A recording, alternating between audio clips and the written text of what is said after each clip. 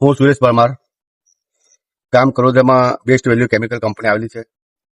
આ હાલમાં કાર્યરત છે અને પ્લાન્ટનું એ લોકો ઈટીપીનું ગંદુ પાણી અને કેમિકલયુક્ત પાણી એક ગેટની બહાર કાઢે છે.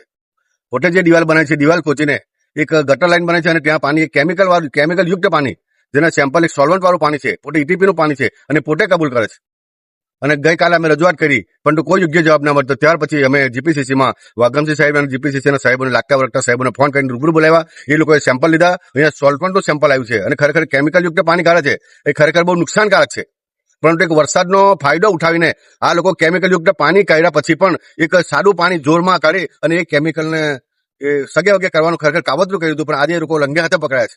અગાઉ પણ આ કંપનીએ ઘણા બધા માહિતી માંગી છે, છતાં કોઈ પણ જાતની માહિતી આપવા માટે તૈયાર નથી. અને આવા કાવા દાવા કરીને ગામ લોકોને રંજાડવાનું કામ, આવા કેમિકલયુક્ત પાણી કાઢીને લોકોને સ્વાસ્થ્ય માટે નુકસાન કરવાનું કામ આ કંપની કરી રહેલી છે. એટલે આ કંપની ઉપર યોગ્ય કાર્યવાહી કરવા માટે હું જીપીસીસીને વિનંતી કરું છું.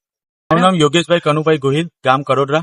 દહેજ વિસ્તારમાં આવેલ જીઆઈડીસી અનેક ઉદ્યોગો સ્થાપિત થયા છે, જેમાં કરોડરા ગામની અંદર PVC company, best value company આવેલી છે, જે સતત દર વર્ષની જેમ આ વર્ષે પણ પ્રદૂષિત પાણી વરસાદમાં પાણીની મારફતે કાઢે છે.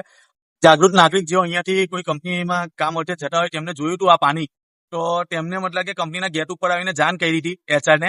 તો તેમને કંઈક અમિત પંડ્યા કરીને એચઆર હેડ અને ઈટીપીના કોઈ જિગ્નેશ ભાઈ કરીને કોઈ આવ્યા હતા, જેમને એવું કીધું કે આ પાણી અમારું નથી, અમે ટ્રીટમેન્ટ કરીને બહાર મોકલીએ છીએ અને આ પાણી ભૂગર્ભમાંથી એટલે કે જમીનમાંથી નીકળે છે, એવું કંપનીના મતલબ કે જે આ એમ્પ્લોય છે બે એમને એ ભાઈને જણાવ્યું. ત્યાર પછી એ ભાઈએ અમને જાણ કરી કે આ રીતના અમને જવાબ આપ્યો, એટલે અમે જીપીસીબીને જાણ કરી હતી, વઘમસિંહ સાહેબને.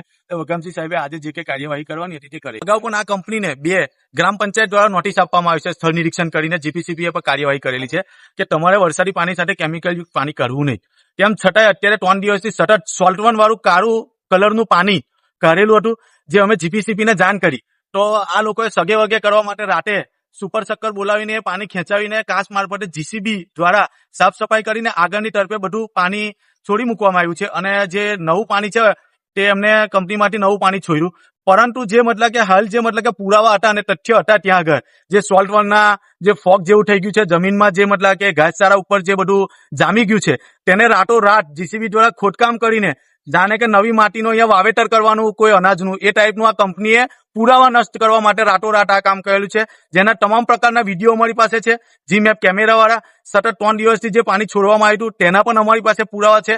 અત્યારે જીપીસીબી આવી છે, જીપીસીબીએ સેમ્પલ લીધા છે, કંપનીવાળા પણ સેમ્પલ લીધા છે અને આ લોકો સુપર શક્કર દ્વારા સગે વગે કરતા હતા જે કેમિકલ હતું તે રંગે હાથ પકડાઈ ગયા છે. અગાઉ જે ગ્રામ પંચાયતની નોટિસ આપવામાં આવી હતી તેમ છતાંય આ કંપનીને કોઈ પેટનું પાણી હલતું નથી.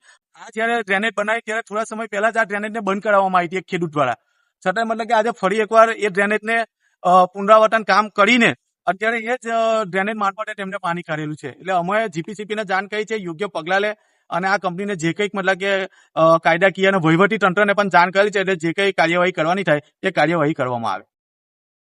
આ મારું નામ કુમાનસંગ ભાવસંગ. કાલે હું અત્યારે આવ્યો હતો અગિયાર સાડા 11 જેવો, એ સાહેબ એવું કીધું કે અમારા પીવીસીનું પાણી નથી, પણ અંદર જમીનમાંથી ચીકાસવાળી માટી નીકળીનું પાણી છે. તમે પીવીસી કયા સાહેબને તમે જાણ કરી આવું? આ જિગ્નેશ સાહેબને અમિત પંડ્યા સાહેબ, શું કીધું હતું એમને કીધું કે સાહેબ પાણી નીકળશે તે કેવું આ ચીકાસવાળું છે કે અમારું પાણી નથી, અમે તો ડેલી માપીને જ નીકળીએ છીએ પાણી, તે કઈને કરીએ છીએ પાણી.